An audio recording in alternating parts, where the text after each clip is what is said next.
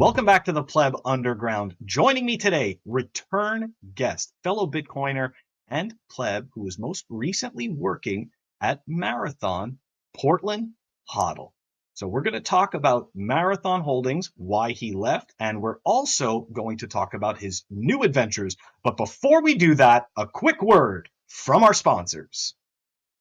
Pleb Underground is brought to you by NOHhue. Go check them out at NOHhue.com. They are building the Amazon for Bitcoiners, a one-stop shop for Bitcoin-only brands. New brands are going to be added every month, so go check them out. Don't miss what's happening at NOHhue.com.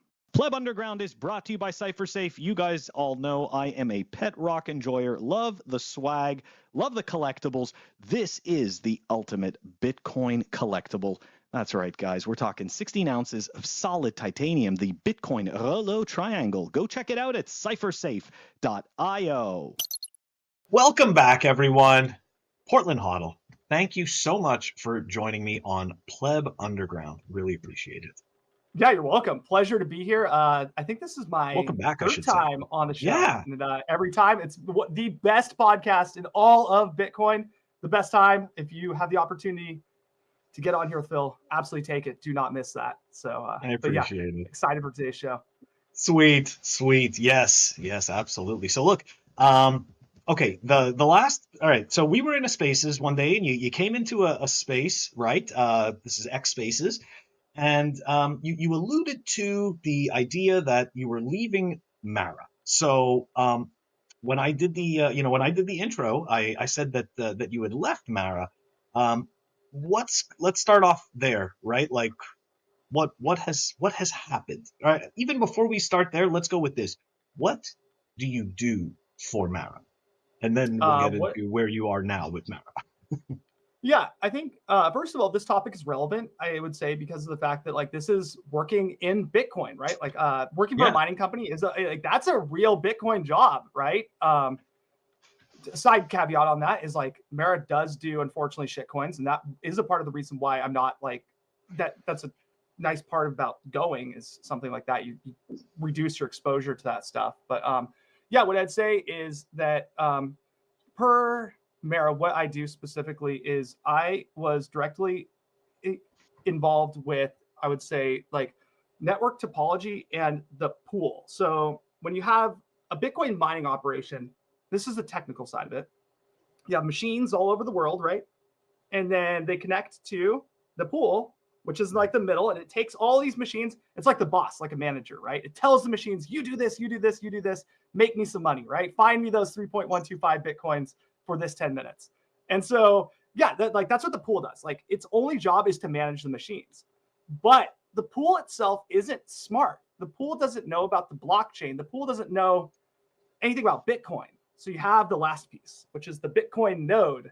And what the Bitcoin node does is, like, it tells the pool, hey, your guys over there on the miners, you need to tell them to work on this block, right? So the node keeps track of the block. So think of it like the president or CEO, right? He goes, this is the direction we're going for, like, the next 10 minutes to the manager. And the manager tells all the workers, this is what you're doing for the next 10 minutes. I work in the zone of the manager and the CEO, the pool and the node. And so a part of that is the fact that I worked on a lot of infrastructure for, like, telemetry, measuring, like, network performance, the latency of miners, block propagation, just in general, also, like, measuring hash rate, like a bunch of different tools to take the connection between the pool and the miner and monitor that for all of the emissions or things that are coming off of it, all the information we could possibly derive. How long does it take when you tell the miner to go do something before it acts or says, yes, sir, I'm going to do that job, right? That, like, I basically deliver tons of really enterprise grade software to take care of this process. And also, as well as kind of like architecting some of the design decisions and performance characteristics of the pool as well. So, like, hey, like, how do you maximize fees when you have multiple Bitcoin nodes? Like, they're all giving off different jobs, right? They're all a little bit different. You have to kind of architect a little bit solution for that. And then there's also the last component that it was, like, my favorite part of that, Slipstream. right? That's the Bitcoin node. That's the thing that doles out the jobs. That's the dangerous, like, Not the my thing that opinion, also caused most controversy. The it did cause quite a bit of controversy. what But was the controversy with Slipstream? What was going on that Mara was doing that the oh the yeah, plebs didn't absolutely. like? Yeah, so the controversy with Slipstream was that Slipstream basically did away with like the gatekeeper or policy in Bitcoin Core. And what policy is let's take an example of a transaction. Okay. You send me with your Blue wallet a 1 million Satoshi transaction to pay for like some lawn services I do for you, right? It's pretty simple. There's not a lot going on there. You sign the thing, you put in the address. It's like one in, one out, maybe a change, right? When that goes through and you hit send, you're actually sending that out to a bunch of Bitcoin nodes, like all over the place, right? And then because it's a decentralized network and they got to talk to each other somehow. And so when you do that, it goes all over the place, and every node goes, yeah, Phil's transaction is good, right? But let's say you're a Bitcoin developer, and for these lawn services, you have this idea of like, I want to keep track of my invoices on the time chain, right? And so you decide, I'm going to put in 2 op returns in that transaction. You're going to put in 2 pieces of text. The first is what the task was, right? So you have the op return saying lawn services, and then you'll have like maybe a date on the second one. So you can have your like little program go through and find your transactions and like basically maybe keep a balance sheet for you, right? And you still pay. I still pay, but like at the end of, or you still pay me, but at the end of the day, what happens is you build like this program. You go, I am so smart, and then you're like, hey, I'm going to pay Portland for the lawn services, and you hit send, and it gets to the first Bitcoin node. The Bitcoin node goes, no way, not taking that, because that's a standardness rule. That's a rule on the Bitcoin network that is policy. That doesn't mean it can't happen on Bitcoin. It just means Bitcoin nodes aren't willing to relay it. It's like a bouncer into a club. It goes, no, this isn't something I like. You're not clean enough, for example. And what Slipstream did was it took away all of those restrictions. You could do multiple op returns. You could do crazy tap scripts. You could do crazy legacy scripts. You could do anything you wanted with a Bitcoin transaction as long as it was valid Bitcoin. It didn't have to be in the little box of things that are deemed to be like okay with the network, like these simple transactions. It was everything possible. And the only rule with Slipstream was you must pay a fee that is 2.5x higher than the network market rate on mempool.space. So if that was the only requirement, is that you pay more. But in all reality, like for my thesis for that project was that there is an arbitrage opportunity. People do want to make these kind of transactions, developers, etc., and mine these. And there's an ability for a miner to extract additional value by doing such. And that thesis was absolutely proven with Slipstream. It generated a ton of extra Bitcoin. So just to clarify, you guys essentially removed you removed the bouncer. Yeah, we removed the bouncer. Right? We let everybody into the club. You removed the bouncer and then charged a premium for direct access, essentially. Yeah, so basically anybody the bouncer would filter out before, we said, hey, like I know, like in the club example, like you're kind of a little bit weird and ugly, but you know what? If you pay 2.5x, we'll let you in, you know? And like it was ironically, that's fun. It's like that's a simple example. Like I'm doing analogies that people can like remember, right? But like at the end of the day, the most important piece though is like there was a second part of that like story of like why Slipstream was because of like censorship resistance. And Mara used to be the OFAC pool. Literally, they put in their like little exactly thing. Right. Remember? Yeah, they put it in their blocks like, hey, like OFAC. Weren't they like the first one? Absolutely, 100%. Yeah. I wasn't there during that time, but like, no, you weren't. That narrative penetrated so deeply into the company culture. I remember getting there before Slipstream, and every single decision that was made internally, it was asked, will this have the same effect as that OFAC compliance? It was such an L. No, it's a huge L. Like that. It was huge, man. When that happened, that was like so many people just pointed to Mara and were like, "Look at this. We're already bending the knee." Yeah, it was bad. So the funny thing is, like, that's why, like, basically for, especially a pubco, public image is everything, right? Like, especially like in a Bitcoin mining thing where profits are very on the margin, et cetera. Like, you want to make your company look really good. And that's when Bitcoiners like had a voice, right? Like, we are against censorship. And all those people on Twitter, every one of those comments added up and summed up to the event that caused them to stop doing that, right? Like, hey, we're not going to censor.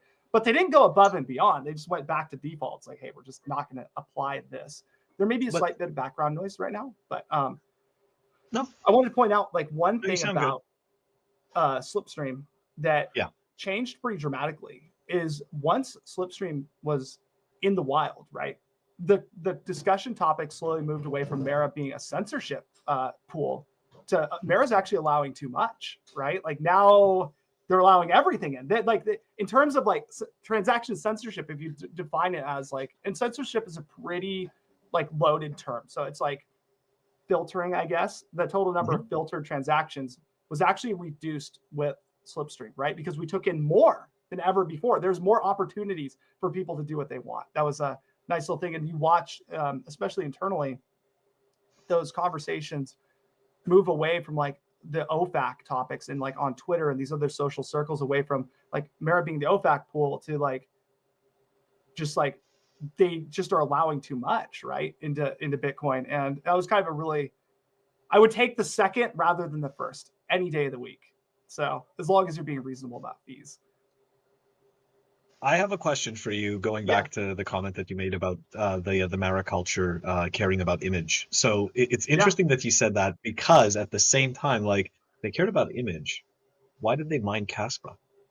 Like, I know that's not you personally, but like, I'm assuming from your position, from your vantage point, you would have like some type of like, I mean, I get it, right? At the end of the day, getting paid, right? Like at the end of the day, it's about dollars. But like, if image was that important, like, did anybody even mention like, look, like everybody's gonna just see us as like some other, shitcoin company because now we're mining. There are two things impacting that a little bit. And first of all, Mara is much bigger as a company in terms of market value, market cap than it used to be, right? And as such, like I think I'm at liberty to disclose these things, but like internally there is like a nice little bonus structure for certain employees, etc., of like stock performance and stuff, right? Like if your stock does better relative to your peers, you'll be able to get more money as like somebody who works there. And by the way, as a note, I never worked for Mara as an employee. I was always a contractor. But the other thing too is like the AI thing just started happening, right? Like AI started booming, and some of these Bitcoin miners started going, hey, we're going to do AI data centers. And the thing about that is like no juicier buzzword on Wall Street than AI for literally about like 6 to 8 months. So Marathon watched the stock price of their peers go up off of this like pretty superficial news of like, hey, we're going to do AI. Like, I don't think any of these Bitcoin miners have the infrastructure to do AI. Like, they don't have the power contracts. They don't have the management dashboards, et cetera, to do any of this. But they would just say, hey, we're getting involved. Price pumps. Marathon, I would say maybe they looked at it. Maybe they're just trying to diversify the company into other things. Maybe they're trying to like look like something else. But it's all about image, right? And I think that's what Kaspa was to them, was a opportunity to go, hey, we have more than just Bitcoin. That was an admission that Bitcoin wasn't enough to them as a company, which I think was a massive L. Like, it was a massive L saying, hey, we need something else. And like, if you really boil it down, I don't think that endeavor was like good overall. I think that was very short-sighted in terms of the company culture. I think it drove away talent like me. Like, at the end of the day, like, that was a part of why I didn't accept a job offer from them originally, was this Kaspa mining stuff. I was like, hey, like, I came here to work on Bitcoin, so as a contractor, I can just like pretty easily just leave. We all know, like, hey, it ends, okay, terminate it. But also the fact is they kind of like missed one of the best parts. Is they started mining the Kaspa coin or whatever, and they announced it, and like, okay, great, the price of the stuff pumps or whatnot, and next thing you know, like, Bitcoin had been kind of like chopping sideways for a while. So that's also probably played a little role into it. They're paying for power and Bitcoin's just chopping along. But then Bitcoin started pumping. So at the end of the day, I don't think any of it was needed at all. Like they have I think the second biggest Bitcoin treasury, right? So I'm actually going to ask you about that because Yeah. something that I've always kind of wondered, right? Isn't it? What are your thoughts on a company that mines Bitcoin that also buys Bitcoin, right? Like, so Marathon, if I'm not mistaken, because Marathon's not the only one, right? Like doing the No, MicroStrategy thing. But if you absolutely think not. about it, right? Yeah. I just thought it's like they issue more shares to purchase Bitcoin, but then they also mine Bitcoin. Like it almost seems that like it's signaling to the market that it's not fiscally viable to mine Bitcoin. It's weird. It's I'm sorry. It just no, seems so that's true strange to though. me. But to me, I It's guess maybe. Oh yeah, go ahead. no, yeah, it's true. You're It's signaling like, weird. hey, like literally just holding, like it's a bet that holding on to your supply or just buying more Bitcoin is going to outperform the return on trying to like work in like acquire the supply of But miners, burn all the energy, get all the contracts, etc. So like there's two sides to this. There's like the buy your own supply, which I would consider like basically you're a Bitcoin miner and you subsidize your energy costs through debt and you put the Bitcoin in your balance sheet, right? Or mhm. for example, or issuing shares. You can dilute like the existing supply and the shareholder kind of pays for that, right? And that I think is okay-ish. It's at the end of the day, the money's got to come from somewhere to acquire this. So you either burn the energy or you just pay for the Bitcoin. But I would say that, yeah, absolutely. If you are anticipating a bull run, mining Bitcoin, you're kind of fixed at a certain amount or quantity that you can acquire, and it's very difficult to make that happen, right? So if I wanted to acquire 10,000 Bitcoin, that's just just over 2,000 blocks of Bitcoin, right? And at 5 blocks a day, that's almost an entire year. And time moves forward while you do that. You got to procure the supply of miners, energy, like you're the total amount of stuff you have to get ready to do something like that, just to mine those 2,000 Bitcoins, 2,000 plus Bitcoins in 365 days. Like that's difficult, right? Well, you can. Or you can just do the other option and just like sign a document saying we're going to issue a bunch of shares. The shares are going to be sold to the open market. We're going to take the profits from that and we're going to just buy lots of Just buy Bitcoin Bitcoin. off the open market. And you have it today. And then you're immediately exposed to the price action of that Bitcoin, right? You don't have to wait for all the variability of the miners, things breaking down, orders, shipments. It's like immediate exposure, which I think is actually, if you're right, that's incredible. Like Oh like yeah, Bitcoin, like yeah. some of their first buys, they're already 2x on those, right? The later Oh yeah, ones, not so great, but that's kind of what happens. But yeah, yeah. that's ultimately what it comes down to is like it is a strategy to where you can just like it's what Sailor does, right? Just dilute, buy Bitcoin. Because I don't know, in my own lifetime, the only thing that's outperformed the price of Bitcoin is my own business. That's it, right? And Hmm. I'm a software developer. There's no margins there. Everybody else has got to like Yeah. buy equipment, etc. And like I would say that a little bit deeper than that would be that even back when my business was like not purely software based, right? So I did like my business was like QR codes and stuff, and that didn't take off initially. It was really slow. I did very poorly, and I remember like I was talking to my fiance at the time, or it's still my fiance. She's about to be my wife. But yeah, it's just true. Congrats. It's happening. Yeah, it's happening very soon. So Nice. I was talking to her and like we were talking about the business, right? And it's like I think I messed up. I think I messed up big. And the reason why I said I messed up big was because I saved up so much to make this business opportunity happen, to like eject from my previous job and like do my own thing. And it paid off long term. But the initial first year, I spent a lot of money on the business to grow it, like not to grow it, like just my own time, like subsidizing my wages, like I'm going to make this happen. But what happened was the price of Bitcoin just ripped during that period. I was like, if I would have just kept working, kept my mouth shut, and just kept collecting the wages from my like previous job, and just kept buying more Bitcoin, and I wasn't blowing my own savings to start this business, Hmm. I would have been way better off buying Bitcoin. That same thing can happen to any business on planet Earth. Like MicroStrategy is basically inadvertently admitting, we're doing way better just by buying Bitcoin than any of our software business ever was, right? They're probably 100x the returns that they get from the software business in a year in just by buying Bitcoin and just holding it. And it's a very, imagine that. Like you can just, okay, I'm going to sign a document. We're going to issue shares, get debt. Like that's probably a very small operation. There's not a lot of people involved. I bet Saylor's got a very tight circle, right? It's very profitable. So I can see why Mara would do something like that. And the playbook has proven to work. Mm-hmm.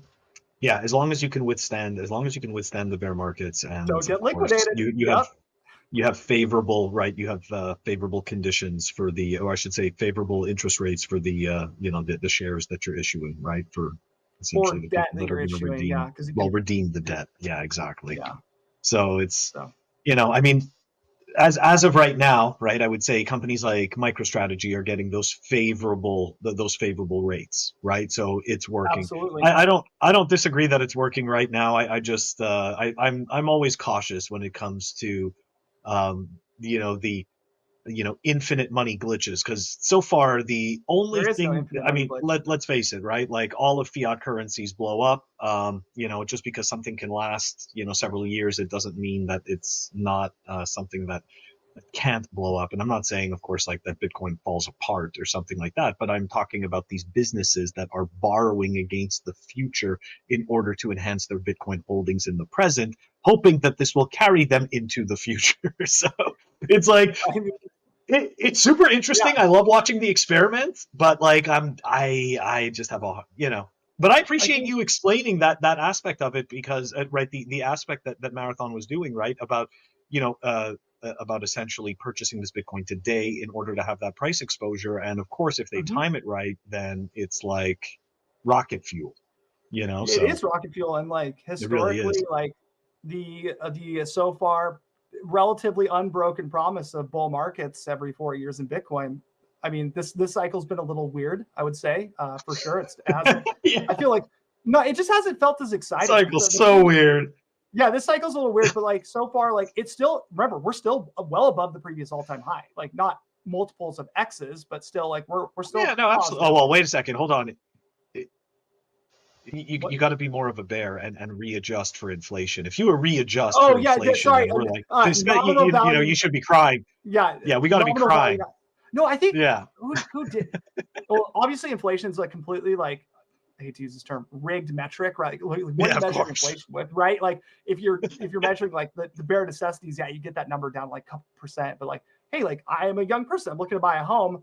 Yeah, that hasn't looked great for anybody, definitely. No. But like, what I'd say is that I think if I'm correct, like even with the official inflation numbers, which are pretty bad, like not correct, bad, Bitcoin still is inflation adjusted higher than the previous all-time high, right around. I thought it was like 86 something. I don't know what it's at today. But moving forward, like I would say that in general that cycle has proven to always do decent returns, and everybody past performance does not indicate future returns, but that was probably the bet. Everybody buying Bitcoin into the basically late last year or early this year was making that bet, is that promise would hold once more. So I know you don't pay a lot of attention. I know you don't pay any attention to price or anything like that, but of course, right. Most recently, all of the wonderful news has just not been able to keep Bitcoin up, so to speak. And it's like, and we're not going to get into price, but definitely right now, I feel there's like a momentum slowdown just in terms of the overall feeling. What are your thoughts on that before we get into the what's going on with you leaving Marathon? Because we started that conversation. I know. I'm good. But that happens. I love talking with you though, so it's great. So we just kind of bounce all over the place. So I think that so I think there are two things going into this. There's a buy the rumor, sell the fact going on. And the basically what I would say, sell the news anymore. I think that it was a longer version of this, but like the buy the news was Trump election, right? Like, so you notice like the between like November 5th and like basically once Trump was elected to be president by the voters, like you saw that it kept climbing. And of course I noticed it, right? Like the numbers going up pretty quick. Like you can see like, and it's like in my head, I'm going, oh yeah, this is because Trump, he's a crypto president, right? Like he's going to deregulate. And I say crypto because I know he's a fuck. Sorry, of course. No, you can swear. Please believe that. Yeah. I'm under no illusion that he's a complete shitcoiner. He only sees, he does not see what, and he knows nothing about Bitcoin. You ask him about decentralization, he will know none of those questions. He probably doesn't even know. Like he goes out there and tells, I want all Bitcoin to be made in America. I'm like, dude, don't do that. Do not make all the Bitcoin in America. You will destroy Bitcoin because that's a 51% attack. You have consensus in one jurisdiction over the production of Bitcoin or the production of blocks, right? But yeah, like, so the thought was like, okay, yeah, this is probably ripping because like he's going to implement all sorts of policies and deregulate. But the thing that came out was like, he kind of has done that. And I think for worse, a little bit, like I'm going to say for worse, because I think the consumer potentially might not be as apt to understand the problems of all these shit coins. Like they haven't been trained on like, for example, like meme coins and how they're like really bad, right? Like in general. And he's going out there and like launching one. It's pretty wild to see a president do that, right? And he's like deregulating all these things. And I would say that ultimately, like I am always going to go more deregulation because I want deregulation in everything. Like I feel government's too big. But at the same time, like I can't ignore the fact that some consumers will not be apt to understand the differences between these things. So where I'm going with this is basically like the thought and idea of Trump deregulating in the US and deregulating US financial markets, giving access to giving more access to Bitcoin. And I'm going to say it, crypto, because he has not had any idea how to distinguish between the two financial institutions, should in theory create more opportunities for companies, banks, investors to get access to these coins, right? These Bitcoins, which would increase the demand, right? So supply's fixed. All you need to do to make price go up, just keep increasing demand, number go up, right? And so with that, great, price goes up. That was the thesis, okay? Deregulation is going to lead to a higher Bitcoin price. And the thing that didn't play out is like he's done quite a bit, a lot of shortcomings, but at the end of the day, maybe people prematurely expected deregulation to stoke demand in a very short period of time. I think financial institutions, et cetera, are very slow moving, right? And they're still bound to a lot of these restrictions. As such, like it's not going to be like all of a sudden he goes, hey, there's like a banking regulation where now banks can hold Bitcoin or other assets, right? The fact that the bank can do that doesn't mean overnight that it's going to change the price of Bitcoin. I think there was like the EBTIA rules or whatever that came out, the accounting rules that allowed publicly traded corps like put Bitcoin on their balance sheet in like a more favorable way. That's great for a publicly traded company that owns Bitcoin. It's been a problem, but also it didn't pump the price in the same way that just like this immediate deregulation isn't going to just immediately stoke demand for spot Bitcoin to pump the price. And as such, yeah, I think that's kind of like the sell the news is realizing like we didn't immediately like on January 20th get millions of new hodlers minted for Bitcoin. So, and yeah, that's kind of my thought there. I mean, I can't disagree with any of that, but I think you totally nailed it. But what I wanted to ask you was, did you happen to see the when he signed the executive order a couple of days ago? My, Did you have so like, right? I'm So being really candid, but yeah.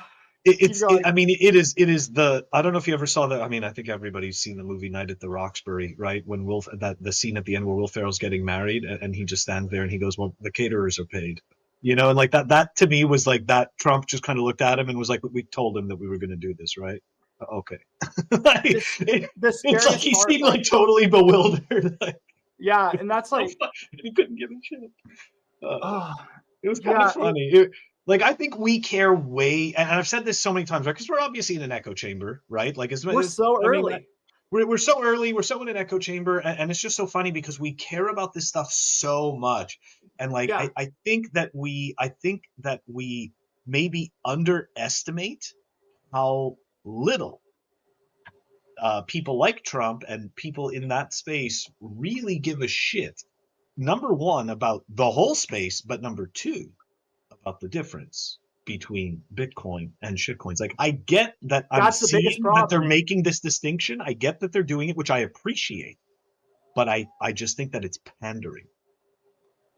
That's just my because and that kind of goes to my point because of the crypto summit that happened on Friday. Yeah, I right? don't follow like crypto. But I know I can't help it. Like, I follow all this garbage news. I can't. No, help yeah, it. it's good though. Like I'm learning as I go through this too. But such like junk food. Yeah, and like I don't like. I guess there's no way to say it. Like they're at the administration, they are pandering.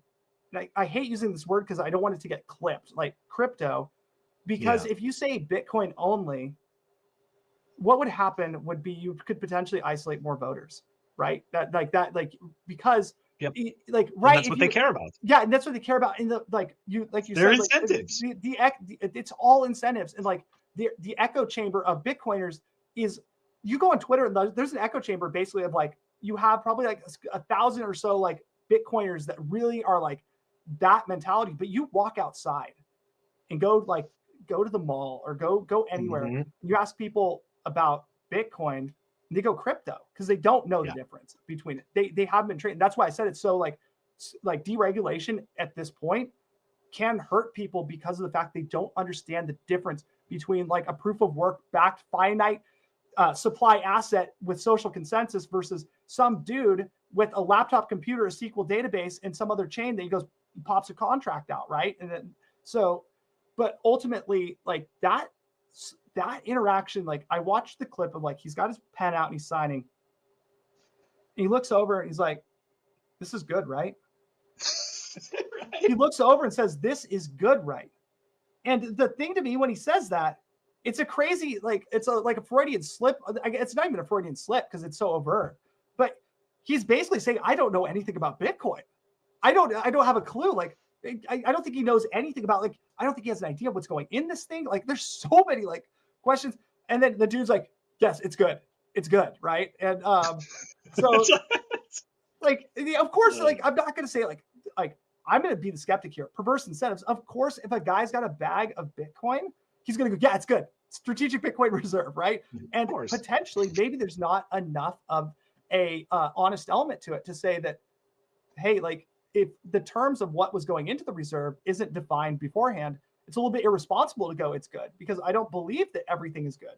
I don't believe that we should be even entertaining the idea of a strategic Bitcoin reserve that potentially could have other assets in it, because that's not a strategic Bitcoin reserve. And at that point, that leads into a bunch of other things like the gatekeeper of what is okay, right? Like what networks, who have these politicians talked to that have wined and dined them enough to like become a part of the reserve? Because I don't think at a technical level they're doing enough research into like even like if you not saying that this would happen, but if there were a chance for other assets to make it in, my bet is that the qualifications to determine whether an asset was worthy would be like 3 different points. You would have, how old is it? Right? So it'd be very difficult to justify to the American people that we put in some brand new thing that maybe even the government created the day before, right? Like, hey, we created this and we're going to put it in the reserve, right? That'd be very bad, right? So that's part of it. 2 is probably like in general, the size of the basically the size of the hodler base or the community. So like Bitcoin, obviously the biggest by market cap, like the king, that's going to go in there. We all know that. Mm-hmm. But then like, how do they decide second or third? Like, I mean, on Twitter, you hear the rumors about like all these different names and they all sound like, yeah, that sounds like just like somebody going off of like the market cap list or something like that. Yeah. And then the last component would be like, they're all people making these decisions. This is consensus by authority, right? Of what happens here. And as such, the assets that they may decide to do or like add in later, if it's Bitcoin only, because would be that it's who they've talked to. Like, who has Trump talked to about this reserve? I joke, maybe nobody, because he didn't seem to care at all. But the nice part about that, though, specifically the moment of signing that document, was that he did state, like, I made the promise, right? And he kept that promise. And I think there's a second promise, like, that was really important to me as a Bitcoiner, was that he read Ross. right? Like, yeah. So that, like, that was for me as like a American, that was like a basically one of the biggest factors. I was like, I'm not going to say I was even considering the other side, but like, if there was one thing that was saying the right word, yeah, freeing Ross. So I think that was even bigger than the SBR. absolutely, 100%. Right? Like, Like, I mean, yeah, all of us, like, that's the thing, right? Because Bitcoiners, for the most part, I think, when at least depending on maybe what class of Bitcoiner you are when you came in, most of us are freedom maximalists. yeah, So it's absolutely. like that's like that was the big thing. That's I why, yeah, like, definitely, because I mean, at the end, right? Like, who, I get the whole bag pumping thing about the SBR, but this is what I said before. Like, who cares? Who cares if the government is stacking Bitcoin? You should just care about you stacking you Bitcoin. It's should, like, fuck them. Like, it's that it doesn't matter. Like, for me, it's a LARP anyways. And the only reason I say it's a LARP, right, is because it's never going to make a real difference, right? Like, what people don't understand is, like, the government is simply going to use this particular story as an excuse to just print way more fucking fiat, which again is totally fine. Part of the accelerationism. Hey, yeah, I'm all for it, man. Print away. You're going to print anyways. It's just now this gives you a way better story and be like, look, we've got this pristine asset Bitcoin that we hold on to that's, not controlled by us, which essentially bestows its virtues upon us in order and by that virtue we can print more of these these shitty dollars.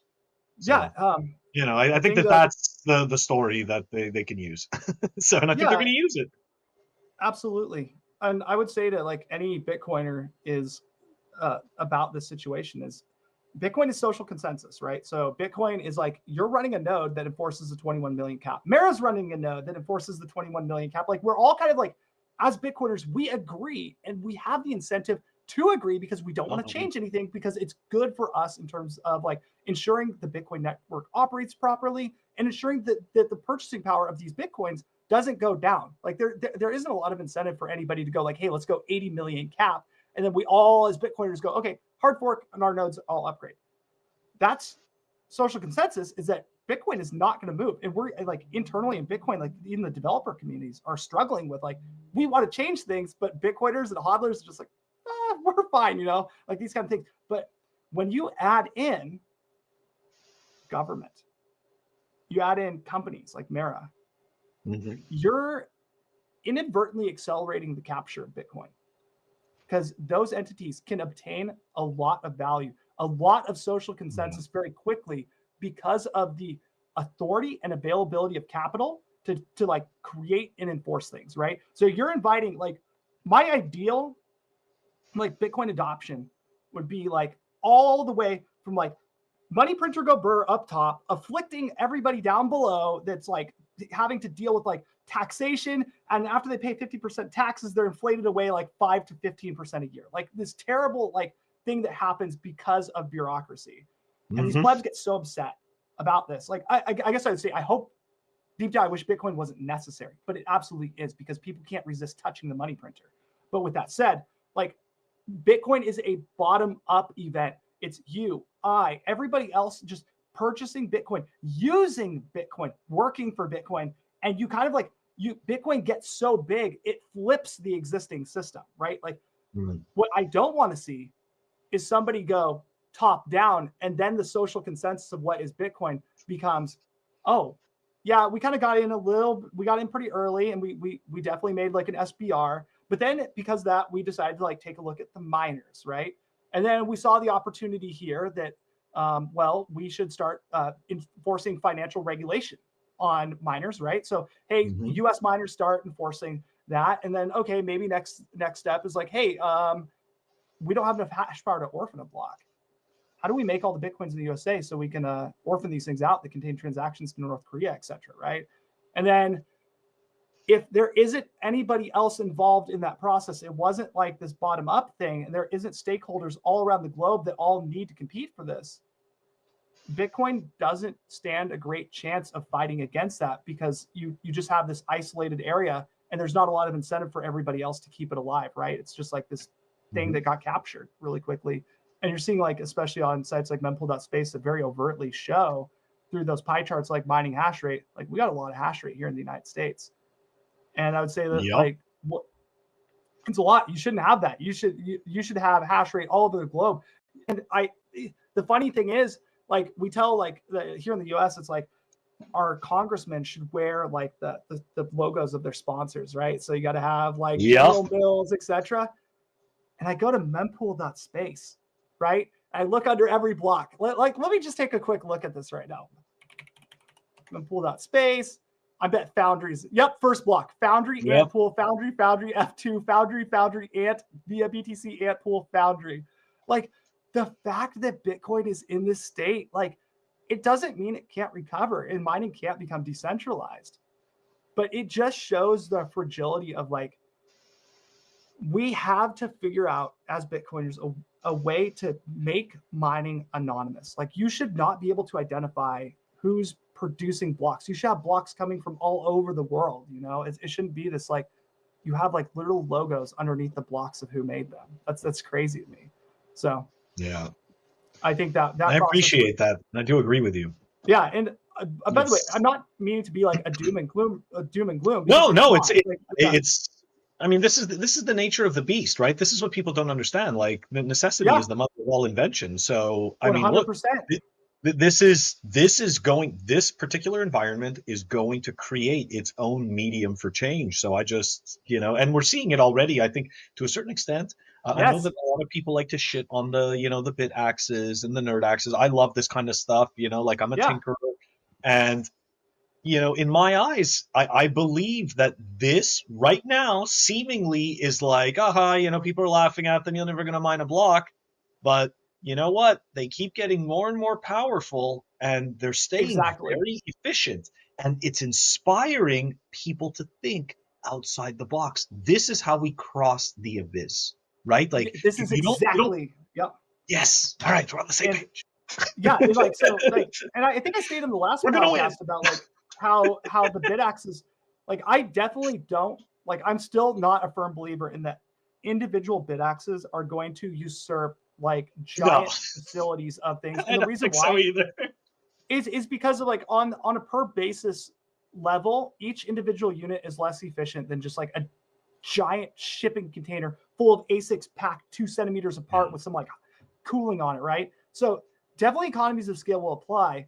But what's happening is I think the Bitaxe specifically is breeding and fostering the infrastructure needed to like not decentralize Bitcoin, like the anonymous blocks level stuff, like where you don't know where the blocks are coming from because they're so disparate.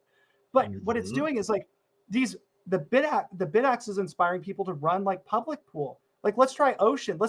They're going everywhere but FPPS pools to do their activities. They're building their own pools. They're learning how to do this stuff. And so all it takes is one guy with a Bitaxe to get access to capital to either one, buy a bunch of hash rate and start his own like pool, or maybe point at Ocean, or it's some other way other than just going to Foundry, right? Or two, maybe they go to the next level and they go, hey, these chips at Bitmain, I think I could do better. And then they start like a chip production operation. And now Bitmain isn't just like the default. And it all started because like that would be the ideal like Cinderella story for like the Bitaxe. Would be that somebody gets. We're living through it. I know, but we're totally living through it. We are. I would say though, we're not at the level of somebody. I haven't seen somebody come up with their own chip yet. But that no, me neither. But we're still way at the beginning. Right now, we're seeing people. Right, they're doing their own PCBs. Right, they're doing their own PCBs. They're applying the current chips. So yeah, we're just right at the beginning of the evolution. It's nice. Yeah. So, but like that would be the ultimate thing. Is like somebody creates another brand of chip, and they open source it, and somebody else goes, I can improve that, and then it starts like this basically just warfare, potentially at the nation state level of like, dude, we could take advantage of this, right? And so that would be really cool. With that said, Brains came out with the basic, right? The lowercase b ASIC, the Bitcoin ASIC. So that is really cool to see because I think they showed a picture of it actually being tested on like a little jig. So hopefully that will add to the competition that Bitmain faces. If I could say anything, I want anybody possible on planet Earth that's into Bitcoin to like literally just fight against Bitmain in some way. Like if you can develop a firmware, a crack, or even chips or PCBs like that, like that's the last like hurdle I think we really got to clear is like opaque manufacturing chains. And this is a bit of an abstract idea I'll bring up, but like I think it's so incredibly ironic that Bitcoin at the software level is completely open source. Satoshi's Bitcoin, original Bitcoin client released open source. All these things open source, the protocol, the time chain, it's all open source. But do you know what's not open sourced? The whole mining side of things. We don't know how the chips are made. We don't know where they're when they're delivered. We don't know how the firmwares are built right now. Like it's all closed source. And that's always been a thing in life, has been the asymmetry between software and the real world. Because like if I asked you right now, like, hey, how did somebody make your microphone? Where did that come from? Like, what are the internals? Where are the schematics for that? Most products we use every day are completely black, opaque boxes. And that is that applies not just to your microphone, that applies to a Bitcoin ASIC, right? The good news is like what Scott's doing with Bitaxes is he's basically ripping all the Band-Aids off and giving you those schematics. Like, hey, you can know what's inside the microphone if you want, right? You can know what's inside this. But still, as of right now, the whole supply chain from TSMC all the way up to Mara that mines with those chips, it's all just nobody knows what's going on there. So yeah, that's a good point. That's very different than what Bitcoin is. Yeah, it is. It's very different. And of course, right, people don't like to necessarily cast light on that aspect of it because for some reason some people seem to think that it taints, right? It taints the view of Bitcoin, right? It casts shade, not realizing that this is not necessarily a Bitcoin problem. It's an us problem, right? Like this is a bigger problem than Bitcoin. Bitcoin is just an excellent way of illustrating the stark contrast. Yeah, once again, Bitcoin becomes the meter stick. So Bitcoin is a mirror. It shows it really shows is a mirror. Magoo said it. It's so true. Like Bitcoin is literally a mirror. It shows truth. So I just make sure it's not the Harry Potter mirror where you look in and it shows you everything you so desire. Right? That's the right. The mirror of Erised. Harry Potter looks into it, spends the whole life, or people have spent their whole lives looking into it. And that's my joke. Is that like in the beginning, Bitcoin is the mirror of Erised because most people look into that mirror and they go riches and wealth. They see the piles of gold all over. That's right. They see the Lambos. That's a story. But like if you actually look at Bitcoin, Bitcoin's actually a mirror of truth. And it is like the most truthful mirror because once you understand Bitcoin, you realize that there's nothing better we have as humanity, but also like we still have things that we got to work on. Like it's not this perfect story. Just as like you look at yourself in the mirror and you go, oh, there are things I can work on. Same thing with Bitcoin. You're the best version of you, but there's always something you can improve. Same thing with Bitcoin. I love that. Absolutely. Yeah, man, that's good stuff. I think we're even bringing philosophy into this. All right, we're going to switch gears, though. We're going to switch gears because I do want to talk about the whole point, right? Sorry, I'm going to distract you. No, it's okay. We went off on this tangent, and I can't help it either because, I like similar things, and why not? That's the whole point.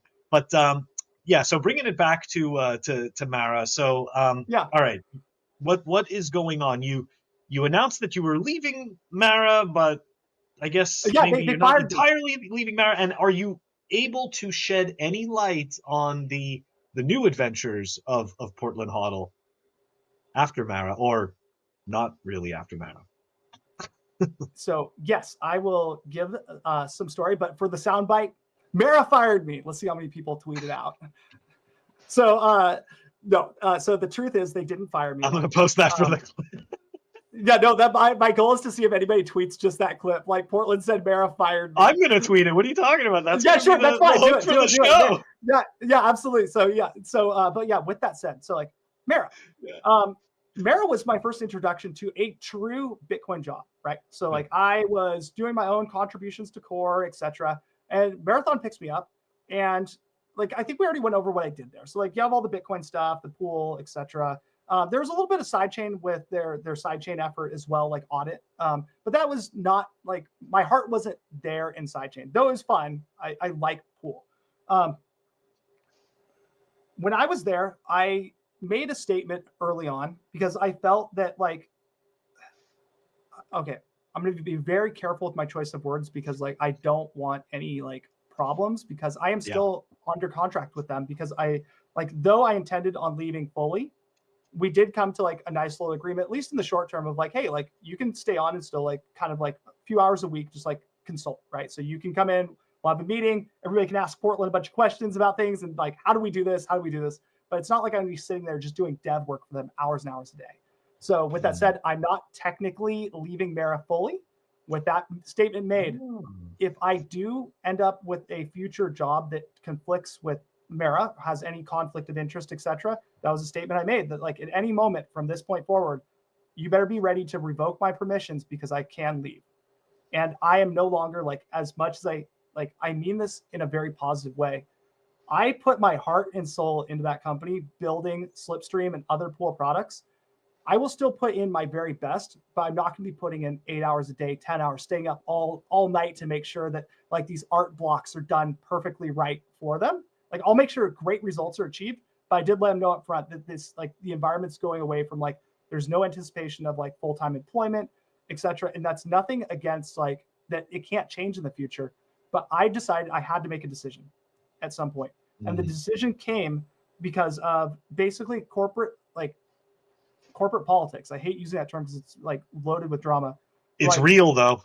It's real. And that was my, like I mentioned, first Bitcoin job. This is my first like big corpo job, right? And as such, there are other groups and other groups they have agendas, they have KPIs, etc. And sometimes they collide. And one of my statements I made very early on was that I think that the pool, which is the apparatus that doles out the work to the miners, I think another group's looking to take that over. And I don't want to put in a bunch of effort into that and find out that like I'm going to get cut out. And I said that back in like April or May. And then I get an offer from them for full-time employment. So full-time employment, and it says like, hey, PortlandHodl pool architect. And I declined the employment offer because I was like, why would I be a pool architect when I still have no assurances that this other group's not going to take the pool away? And it's like there was kind of like the talking stuff, but at the end of the day, it didn't sit right in my stomach. And Bitcoin has done one thing for me. I can smell BS from 10 miles away. I could smell it anywhere. I could smell it. Seems like a bait and switch. It kind of seemed like they were doing the carrot on the end of the stick for you. Yeah, and like remember, like we mentioned earlier, like they also like had already kind of like tarnished stuff at this point between me and them a little bit with Kaspa, but I was still isolated away from Kaspa. That's like another team. So, but with that said, like it was no longer this darling Bitcoin company working for the Bitcoin only miner, but I still had Slipstream, which is like the Bitcoin only portion. And as a note, when I said that the distinction earlier between pool and node, I said if we lose pool, this was my statement to them. If we lose the pool as a group, I will not be staying at Mara. I will have no reason to stay at Mara because I stayed at Mara for the pool. That's why I loved having access to it. I love the idea that I can build all these custom Bitcoin scripts, put them on chain. At any point, we can do Slipstream and all this stuff with Bitcoin. Bitcoin becomes limitless, right? That's why I stayed there. But yeah, I'm going to keep going a little bit forward and kind of like run through this. But yeah, come around like November, things are starting to get really interesting. Like there's like different meetings, etc. But December became like the D-Day. It's like, hey, there's like a collaborative development environment on Pool. And I was like, Pool's like our team's responsibility, right? And yeah, that's our responsibility. But like it was in the nature of like collaborative development. Like it's going to be this effort to work on it together. And I'm speaking all personally. This is not like company stuff or anything. It's just me, how I experience it. I'm very in favor of collaborative development because may the best PR win, right? And then you kind of like go through the motions and there's more meetings. And then like there's a certain event that was like that triggered the end, what I would consider of like my idea that I was going to be staying with Mara. And that end was an offsite. And why offsites are great. And what, by the way, anybody who's listening, an offsite is basically an event where a bunch of remote employees get together in person. And they're really good for doing one thing. Oh, okay. Yeah. So like y'all go somewhere in the world. Bond. And, what? Is it bonding or is it like team building or like? You know what? I'll tell you What's the right now. goals? What's the What goals? bonding and team building are like one aspect of it, but Mhm. ultimately what I found the most impactful, because I've never been a great team person. I like building and I do stuff, but definitely I'm here to like do the best possible thing and just run as fast as I can. And I will sometimes like just run too fast, and in terms of building stuff, but like ultimately what it comes down to, these offsites are excellent for forming consensus. Because what I've noticed, like especially with remote work, is like you have all these meetings on Zoom, etc. People, yeah, it's all slow, right? The consensus isn't being formed. Yeah. Things are missing deadlines. But there's something very primitive about and tribal about getting a bunch of people in a room together face to face. It's like all of a sudden ideas are happening, but more importantly, consensus is being formed. We have to do this. We have to do this. We have to do this. This. It's all happening. You can get done in one offsite what was trying to be deliberated and discussed for 20 plus hours in meetings in about 5 minutes. Yeah, So I can definitely agree.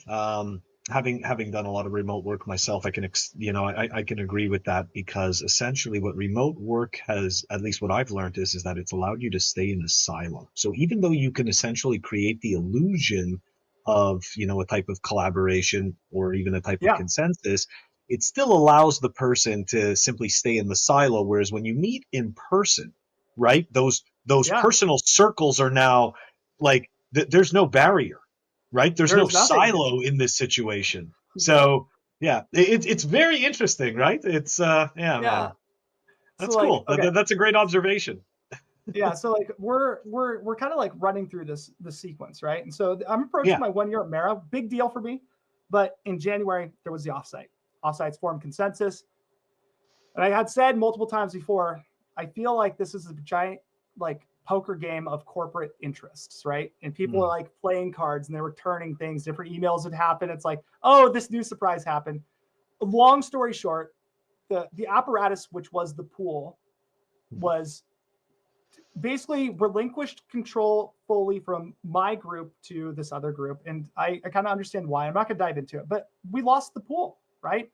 And that was my implicit statement or promise, was Mhm. like, hey, we lose pool, you're very likely to lose me as well. And that is pretty much exactly what happened. But there's a little bit deeper. It doesn't stop there, because I love Mara's an amazing company. I love working with them. Hence, I'm still working with them. But I was like, okay, well, the good news is Pool was still one hop away from my actual like home and heart, right? Which is the Bitcoin node, Slipstream, like Bitcoin core dev, right? Like I still like, okay, they take that, it kind of sucks, but do you know what that really was? It was kind of like a canary in the coal mine that like, hey, this was very, very bad, but it's not done yet. So, and I also like, sorry to get so like sidetracked.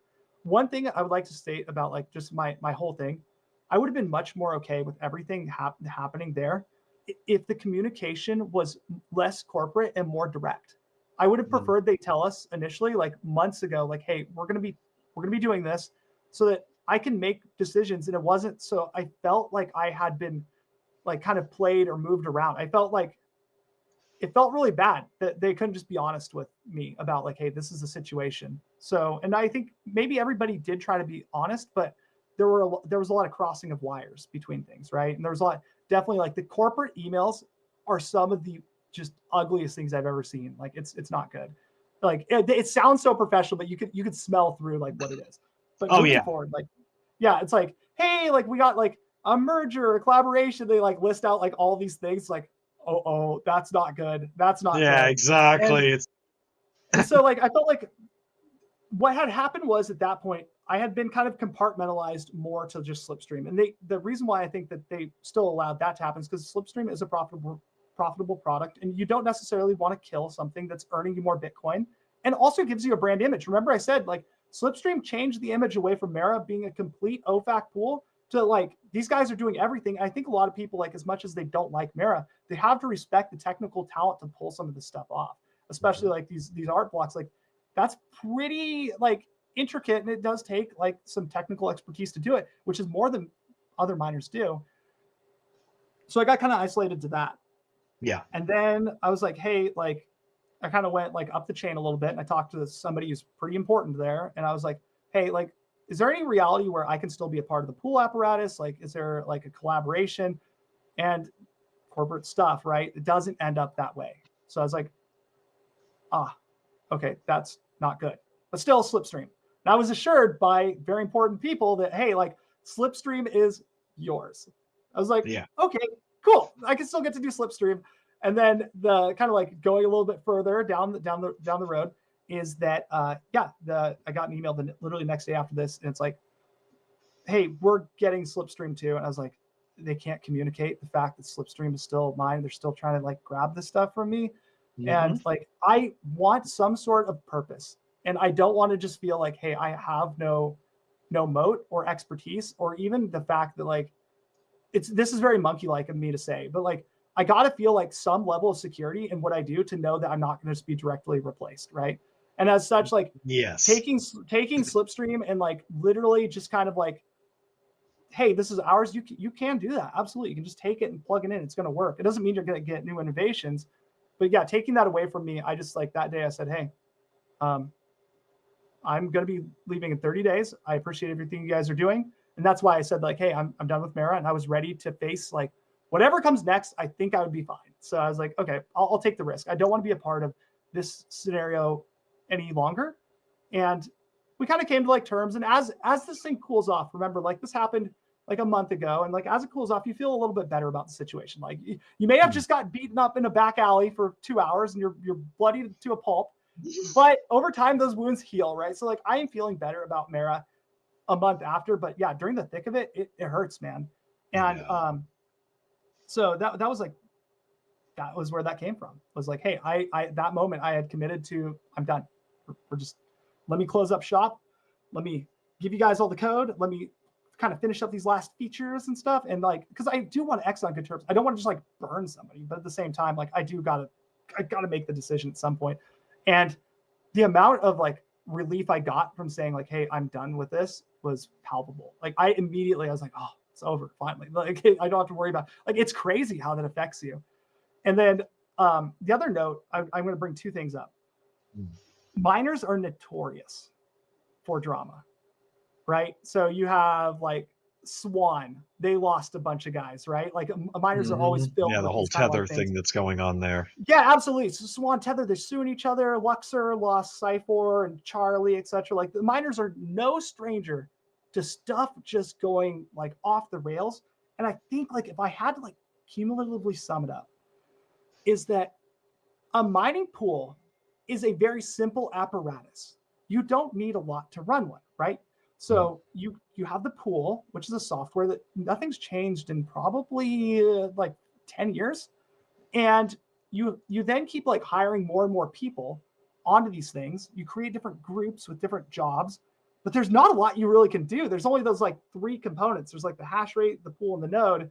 And then people start fighting over the power. Like, because that's the thing about Bitcoin mining. There's a lot of power to like be there in the Twitter space. Like, even just mining stupid transactions, people like, wow, get all upset. You have influence as a miner. And that's what everybody's trying to like grab at that control. And like, you have a bunch of people getting their hands in this thing. And eventually they go like this, and they basically, it busts everything apart, because at the end of the day, there's only room for a couple people to really make those decisions. You don't have room for 100 people to make decisions at a mining pool, because there aren't 100 different responsibilities to have. And my final note is like, a lot of companies go through like growth and expansion. Like, let's grow, let's hire more people. And again, like I just mentioned, there's not a lot to do with a pool. And my ultimate statement about that would be like, an example, a pool like, I'm going to use another pool, like, for example, maybe like F2. If they used a pool implementation from like 2015, they just downloaded something off the internet from 2015 and Stratum, it works, you likely wouldn't notice a difference between their implementation now and then. The software is basically the exact same thing. Yes, you can add on the margin a bunch of extra like telemetry and stuff, but you can't actually extract more money from it. And so that's what, like, no matter how many people you hire to work on a Bitcoin pool, Slipstream actually, ironically, is probably one of the only ways a pool really has like made extra money. And that's not even the pool, right? You can't just like, there's no secret sauce to just go in and go, hey, I'm going to go download this software application made by this just absolutely crack dev over in like wherever, and my pool is going to be 10% more profitable. That doesn't exist, right? So yeah, you have basically like a lot of people fighting over a very small marginal space, and that's what it ends up being. I mean, look, it's going to create the, I guess you could say that there's an argument for creating an environment for intense competition, right? So, Absolutely, and that 100%. probably breeds the drama, right? Like that's the intensification, right, of the drama. Yeah. But I'm just going to switch gears because we are going to wrap up soon. But before we Sure. do, I want to talk about, can you share? So now, right, you're still kind of helping Mara in some Yeah. smaller capacity, but are you able to share where you're going to be headed at all? Well, I would say that, yeah, I think I'm at liberty to say, currently one of my favorite kind of places that's kind of like really informally made an offer, and I would hope that it ends up happening, would be mempool.space with That'd be cool. Wiz, Soft Mononaut, sign in. OnSurf. Yeah, soft Simon. Like Yeah, I really like, if it comes down to anything, like the that's reason a for solid leaving Mara, team. yeah, no, it's a solid team, but more importantly, there's a lot you can do there. There's a lot of very cool things that they build, and they're always on the bleeding edge of creating the best visualizations for Bitcoin. And I use that website every day. I want to be a part of like helping that I use it improve too. and become even better, right? And so like, yeah, working for them would be so far like my ideal outcome. And again, nothing's promised, that we're not going there. And I actively am seeking like, hey, like I'm going to find somewhere to land in probably the short term, but I definitely am looking also with others to make offers like, hey, like we want to work with you, Portland. But yeah, so there's that would be my statement, is that like that would be my dream thing to happen, would be to land there and build some great stuff for them. And hopefully, yeah, like if I'm going to kind of close on this, and leaving Mara, like there was a lot of risk of like, definitely like I could be accepting a lot less compensation. Mara does pay well, but that wasn't what it was about at the end of the day. I, as a dev, don't want to be working on things that don't get me excited, and having everything taken away and not knowing that you're going to get to wake up tomorrow and be excited about what you do. That's really what drove me to like stop like really like putting everything into it. Because one thing I will say about Mara, since I've been working there, like even starting my own company a long time ago, I haven't had a bad day. I've never woken up and gone, damn, like, what am I? Oh, I gotta go to work today. It's always like, what am I gonna do today? Like that, absolutely irreplaceable value in that. Because so many people every day get up and they got to go to their job and they hate it. They absolutely despise it. They're looking at the clock. When am I going to get off? When's my lunch break? My 15, The number of times I look at a clock during a day, it's basically like zero now. I'm like, I've been coding for hours. I'm hungry. Go eat, like I'll look at the time sometimes. It's like, oh, I got stuff to do, like I got to go like I forgot to eat. Yeah, that happens a I lot. forgot to do what I was supposed to do. But yeah, so my ideal, like going forward, that's a big thing about like mempool.space that excites me, is the idea that I'm going to again get compensated to work in Bitcoin and build great products for people that I'm going to be excited to put my being into, right? So Dude, it's absolutely awesome. And for real, I totally agree with everything you said there. This was one of the, because I'm going to end on this note as well. One of the reasons I left my normie job was because I came to that point of waking up every day and dreading the day and essentially waiting for the day to end. And I knew that my days were numbered at that point. I was like, because for me too, like I think, look, there's some people, and I do respect them, that they're able to, just sit there and kind of like grind it out for years and I'm years on end, thankful. just fucking hating it. But at the same time, like, I am not one of those personalities. I can see you are not one of those personalities. It's like, it's very important that, we feel a certain sense of self fulfillment in doing what we're doing, right? Because when that passion isn't there, then everything that comes with it isn't there. So it's like, and right, the journey is yours alone. Yeah, that's what that was what my statement I was going to make, is like, every one of us, we're born into this world. We don't know where we came from. Like I'm a Christian. I have a belief system, but like, like technically, like if you just stood outside and knew nothing, like we just like kind of appear and we have this consciousness, right? And like we walk around for a lot and then we die, right? And the most important part about that though is like each one of us only gets one story. Like you only get to like write down your time and your impact here on planet Earth one time. I don't want to find myself not trying to make the very best story for me possible because I was waiting for more fiat money that's printed out of thin air. Nothing's worth fiat money. It's all garbage. I'm just going to end on it because it goes right back into Bitcoin. Bitcoin showed me what true value is. Like when somebody can't steal your time. If you have one Bitcoin, you got 121 millionth in the network forever. Your fiat money. If my example would be if I stayed at Mara, just collected my checks, and I hated my job and I didn't do anything and did that for a year. And the government just goes out and, hey, we're having a little bit of a hard time. There's a new crisis that came out. We're going to be increasing the money supply by 60%.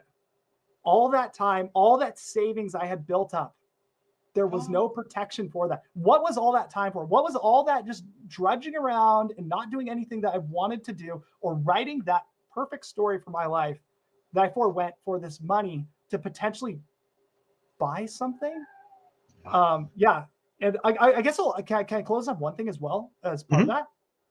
One thing I'm realizing as well that might be like, this could be like a me problem to a degree, but like earning money is kind of weird because like I've always been incredibly responsible, right? Like with fiscally. And like I'm not young anymore. It's not like I'm 20 years old, but like my goal's always kind of been like a house, right? Like let's go earn a house. And you kind of like you earn enough. You're like, okay, things are good. Let's go get the house. And you go shop around and it's like, oh, what happened to the quality of these homes? Like the stuff built years ago is better than the new stuff. Like new cars, so like what I'm finding is like a lot of the stuff I truly want, the quality's not there. I've worked so hard. I played the game. I've done that. I've done. Where's my reward? Where's my reward? That's the ultimate thing. Like my reward is Bitcoin because my purchasing power increases. And I know that eventually the reward will be there. But at the end of the day, like playing that game, earning money to get this reward system, okay, like you've done your job, right? Let's go celebrate with like a 5090 graphics card by NVIDIA. Oh, you can't buy those. They're out of stock everywhere, and that's kind of like, what, like why, where's like, why do all this work? And then you find out like a lot of things you end up having to make compromises, or you're better off just doing yourself at the end of the day. And that's kind of like my point is like earning money is just one portion of that kind of thing in that equation. It's also getting access to the thing that you worked for at the end of the day. And yeah, so maybe I just don't know the right people or whatnot, but definitely it's like, hey, I've like done really well. Like, let's go do these things. And I'm still stuck here, like kind of just like hanging out and just like keep working hard and keep doing what I love. And that's the most important part, is that during this time where I can't find exactly what I want, I still have a great purpose, because purpose is always more important than the amount of money you have. So. Yes, absolutely. Absolutely, dude. Anyways, look, it was awesome to end the show on such a positive note. Maybe we should do another episode just discussing the philosophy, right? The philosophy behind it. No technicals, just philosophy. I'm not a philosopher. But you have good takes, man. You got good solid life takes, and I think that's very important. Like my camera going out right at the end of the show. Well, the good news is it's open source, right? So you can fix it. Oh, I forgot. It's probably not. It's not. It is not open source. It is Sony, and it is very much closed source. Yeah. But yeah, man, thank you so much for joining me. I appreciate it. Thanks for having me on the pod. And yeah. How can people find you before we wrap up? If they want to get in touch with Portland, get in touch with PortlandHodl. Yeah, literally the name at the bottom of the screen, at PortlandHodl on Twitter. Like a note is like, there are imposter accounts, so like I will never ever ask anybody for anything ever. So don't so we're gonna post a link to the real Portland Yes, HODL please do. account Yeah, in the show I think notes, it's been, so people don't get scammed. So, yeah, exactly. Yeah, that does happen occasionally to people. Yeah, it's not good. So, but yeah, definitely, yeah, at PortlandHodl on Twitter, and yeah, follow for like educational content and Twitter Spaces. Side note is, now that I am kind of going to have a little bit more time in the interim, I am building up some different slide decks to get a brand new series of Bitcoin education, kind of revitalize that effort and jumpstart it, because definitely nice. on Twitter, like, I want to see more Bitcoiners talking about Bitcoin and like what is great about it. Less social drama, right? More about Bitcoin. More, you know what? We're The going to be very technicals. happy to showcase your, yeah. But you know what? We're going to be very happy to showcase your educational material. We definitely look Thank you. forward to it. Yeah, man, absolutely. All right, guys, it's going to wrap up the episode. Don't forget to check us out on our audio-only platforms. There goes my camera again. That's right, Apple Podcasts, Spotify, and Anchor. If you feel so inclined to stream us sats, check us out on fountain.fm, and we will catch you on the next episode. More toxic than the most toxic Bitcoin maxi ever. They said he's more toxic than the most